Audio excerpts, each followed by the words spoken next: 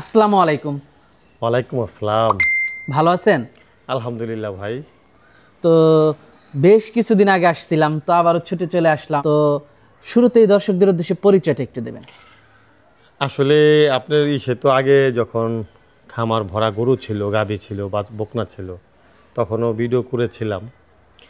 তো তখনও পরিচয় দিয়েছিলাম। আমি হইল ডাক্তার কবির, বেলনা বাজারে আমার বাড়ি বা খামারও অবস্থিত। বেলনা বাজার হাই স্কুল প্রাইমারি স্কুল সংলগ্ন আর মেইন রোডের সাথে, বেলনা বাজার কেরানীগঞ্জ, ঢাকা। ওই তো কেরানীগঞ্জই ধরা চলে। কেরানীগঞ্জ, জি, ঢাকার খুবই কাছে আর কি। একেবারে মোহাম্মদপুরের বছিলা ব্রিজ পার হইলে 10 থেকে 15 মিনিট লাগে আমার খামারে পৌঁছাতে। কারণ রোড এখানে মানে বড় রোড, বড় রোড, হাই রোড যেটা বলে আর কি।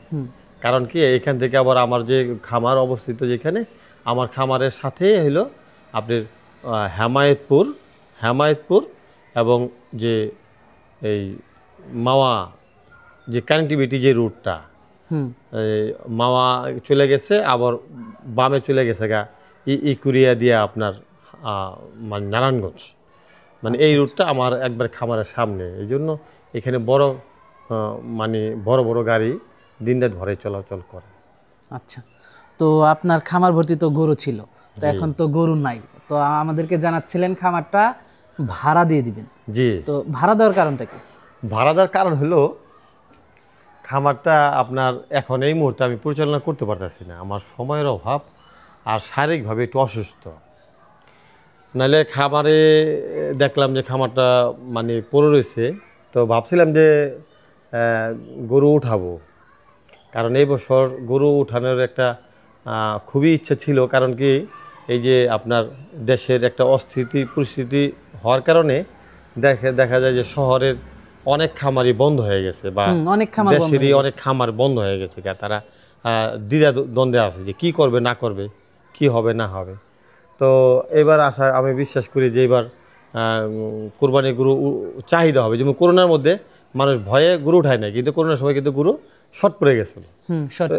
ওরকম ঢাকাতে গরু ছিল না। জি, এবং ইন্ডিয়ার বর্ডারও বন্ধ, আমাদের এখন গরু তো আসে না, সব বন্ধ না। তো ওই সুবাদে কিন্তু এবার কিন্তু একটা মুখ্য সময়, মানে কুরবানির সিজনটা ধরার জন্য ব্যবসায়ীদের জন্য কিন্তু একটা দারুণ সময়। তো এটা বুঝছিলাম, কিন্তু আমার শারীরিকভাবে খুব একটা ভালো না, আর আমি মানে একটু ইসে আছি। তো এই জন্য আমি চিন্তা করছি, যাক আমি তো করতে পারতেছি না, কিন্তু আমার এই সুন্দর খামারটা যদি কেউ ভাড়ায় করে, তাও তো আমার খামারটা একটু সুন্দর রইল, বা সেও একটা কর্মসংস্থান এখানে বাইর করলো। এই চিন্তা ভাবনা থেকেই আপনার খামার ভাড়া দেওয়ার প্ল্যান করছে। আচ্ছা, তো বর্তমানে খামারে কতগুলা গরু রাখার সেট রয়েছে? আপনার 50 থেকে 60টা গরু রাখা যায়। 50-60টা গরু রাখা যায় এখানে। ইনস্ট্যান্ট যে পজিশন করা আছে, আপনার পাশে একটা ঘর আছে থাকার জন্য, থাকার জন্য বা পাক টাক করে খাওয়ার জন্য একটা ঘর আছে, আর সাথেই তো ওই যে রাস্তা। হ্যাঁ, ওইখানে আপনার ওই যে আছে, পাশাপাশি আপনার ওইখানে আপনি মাল রাখার মানে খাবার দাবার খাদ্য রাখার জন্য জায়গা আছে।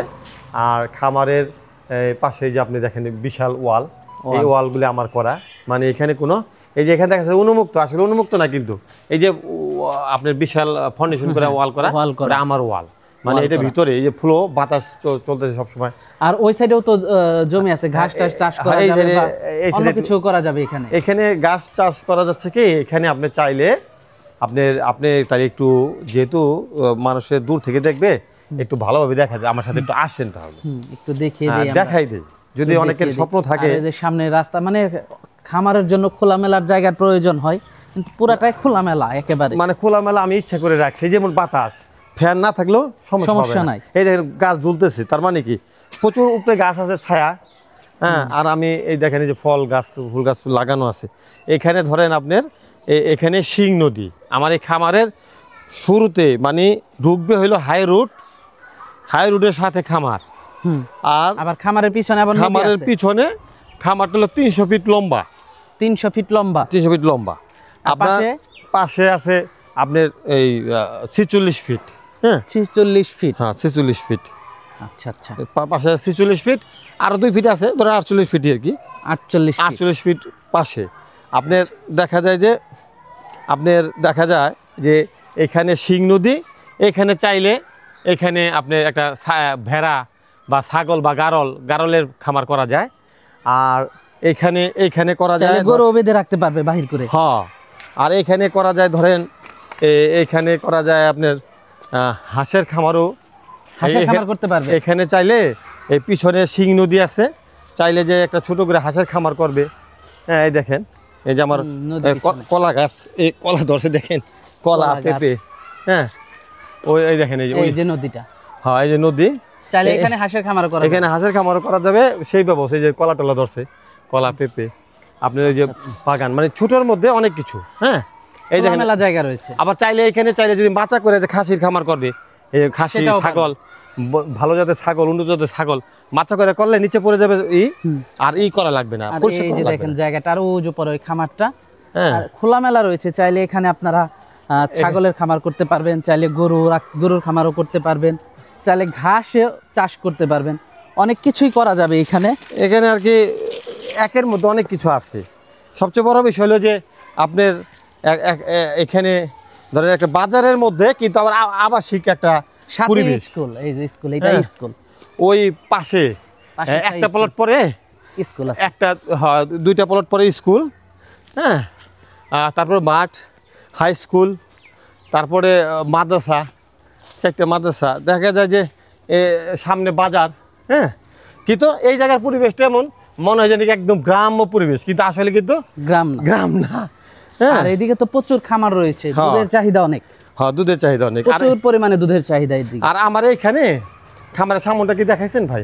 সামনে এই যে সামনে দেখাই যাচ্ছে, সামনেটা দেখাইলে সুবিধা হবে কি, মানে সামনের রুটটা, ওই যে রুটটা দর্শক দেখতেই পাচ্ছেন। আপনি চাইলে এখানে যে টাইগার মুরগি বা যে কিছু দামি মুরগি আছে যেগুলো বড় বড় 8-10 কেজি বা 7-8 কেজি হয়, ওগুলা যদি 200 মুরগি এখানে ছেড়ে রাখে, তাহলে এখানে কিন্তু অনায়াসে চাইলে এখানে একটা গেট করে নিতে পারবে। হ্যাঁ, না এই গেটটা বুক করে দিব। এটা সামনে ওই যে এটা হলো থাকার ঘর, এটা থাকার ঘর। চাইলে এদিক দিয়েও অনেক কিছু করা যায়।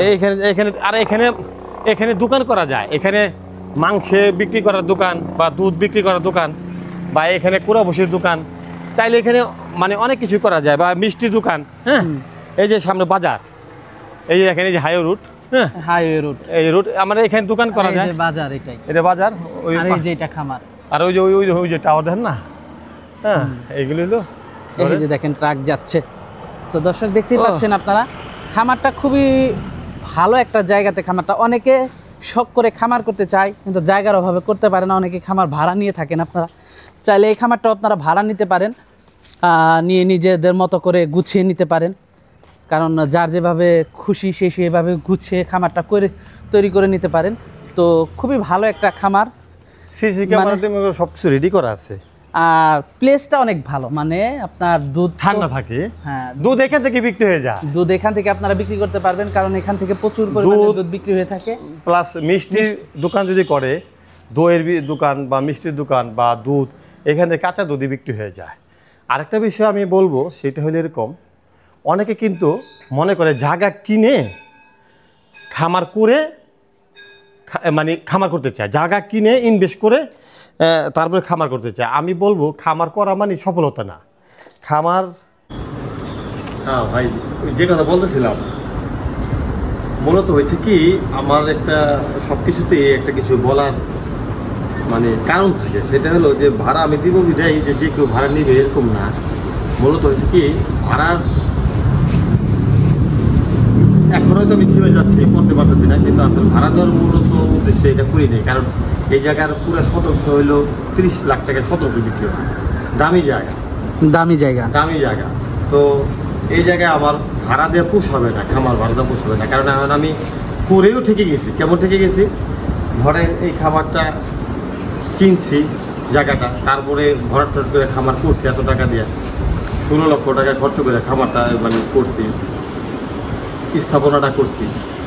কিন্তু এখন ভাড়া গেলে যে ওরকম ভাড়া যাবে তাও না। এই জন্য বলি আর কি, যে যদি কারো খামার প্রথম ওরকম অভ্যাস তো না থাকে, যে আগে পরে করার অভ্যাস না থাকে, তারা হয়তো প্রথম অবস্থায় যদি একটা ভাড়া নেওয়া করতে পারে, তাহলে তার একটা পরীক্ষামূলক হয়ে যায়।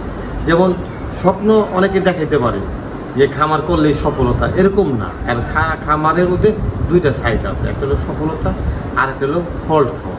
মানে অনেকে প্রচুর খেয়ে যায়, কারণ কি খামারে অনেক ত্যাগ পরে খামারে ভালো কিছু করা সম্ভব, কিন্তু একটু এলোমেলো হইলেই আর খামারে খুব ভালো কিছু করা সম্ভব না, সম্ভব না।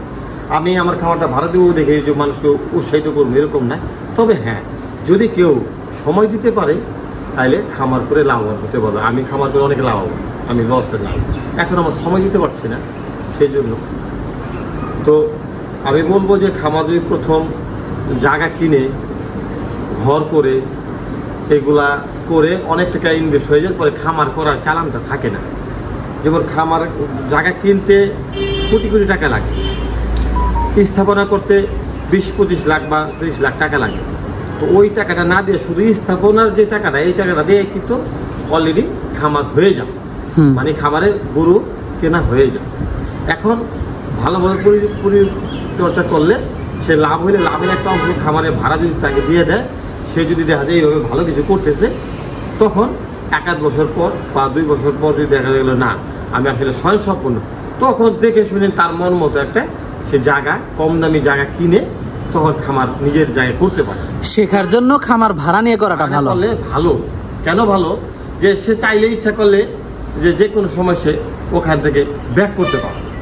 কারণ গরু যদি সার কিনে তাহলে একটা কষাই টাক দিয়ে সে বিক্রি করে দিয়ে সে যে কোনো সময় গুটায় চলে যেতে পারবে। কিন্তু যদি খামার করা থাকে, এই খামার পরবর্তীতে ভাইলে বিক্রি করতে গেলে আসলে ওরকম কোনো বিক্রি হয় না। কারণ খামার তো নোংরা জিনিস, গোবর টোবর লাগা থাকে, এইটাও নিয়ম আছে, ঘরে মরে লাগায় না। তো ওইভাবে এটা খামারের যেমন এই যে আমি শেডগুলি করি, দেখেন এই যে কত টাকা খরচ করে শেডগুলি করছি, দেখেন কি আধুনিক শেড। দেখেন এই যে এখানে খাদ্য পাত্র, আবার সাথে পানির পাত্র, কিন্তু এখন যদি এটা অন্য কিছু করতে যায় তাহলে সব ভেঙে ফেলতে হবে। তো কাজে খামার ভাঙিয়াও অনেক কিছু করতে গেলে অনেক লস হয়। আর খামারে যে পাশ লম্বা হাইট, যেমন দেখেন এটা এত হাইট দিছি যেন কোনো হিট না লাগে, ফ্লো রাখছি, কোনো বেলকি দিই নেই, কেন বাতাস আসবে, গরু ভালো থাকবে, গ্যাস হবে না, উন্মুক্ত থাকবে, বিদ্যুৎ না থাকলে যেন কোনো গ্যাস না হয়। তো এখন যেটা বলতেছিলাম, তো এই জন্য খামারটা ভাড়াই করলে কি হয়, পরীক্ষামূলক হয়ে গেল, সে যখন স্বয়ংসম্পূর্ণ তখন সে একটা জায়গা যদি টাকা বেশি কিনে, তার সম্পদ কেনার পরে সম্পদের মানে চাইলে তখন এখানকার গরুগুলো তার ওই খামারে নিয়ে যেতে পারবে। আর তারপর হলো কি, যদি ব্যবসা হয় ভাড়া দিতে তো বাজে না, আর ব্যবসায়ী নেই তো ভাড়া দিব কোথা থেকে, তার মানে তাহলে তারা ইনভেস্ট, ওই প্রজেক্টে ইনভেস্ট করারই দরকার নেই। এটা আমার কথা। তারপরে দেখা যায় যে তারপরে তার অনেকের অনেক বুঝ আছে, সে তার মতো করে করতে পারে, ভাবতে পারে যে আমার জায়গায় করলে আমার মন মতো। আসলে বিষয়টা এরকম না, ভাড়া তো নিজের মতো করেই ব্যবহার করবে। এখন ভালো করলে 2 বছর করার পরে যদি না কন্টিনিউ ভালো করতেছে, এখন সে তার মতো রিয়াবিলিটি থাকে, সে তার মন মতো করে করলো। তো ভাড়া দেওয়ার কতটুকু, মানে কেমন ভাড়া দেওয়ার চিন্তা ভাবনা করতেছে? আসলে কি, এটা একটা খামার না, এটা একটা খামার বলতে এটা খামার বাড়ি বলা চলে। কেমন, যদি কেউ পরিপক্ক জায়গাটা নেয়, এটা যদি কেউ শেড নেয় সেই ক্ষেত্রে একটা রেঞ্জ। আর যদি কেউ মনে করে যে না আমি পুরা জায়গাটা নিব, কতটুকু জায়গা আছে শেড সহ পুরাটা? এখানে মেইন রোড থেকে ধরেন 26% জায়গা আছে। 26% জায়গা আছে। 26% জায়গার মধ্যে আপনার 26% জায়গায় ইউজ করা যাবে। কেন?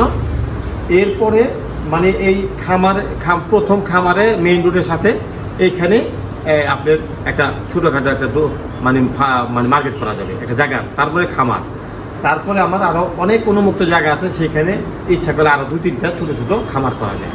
সেটা হাঁসের খামার করা যায়, খাসির, চাইলে গরুর খামারও বড় করতে পারবে। গরুর খামারও ইচ্ছা করলে গরু যে 100 গাভী পালবে সেটাও করতে পারে, মানে আরো আর আশেপাশে প্রচুর জায়গা আছে ঘাস চাষ করে।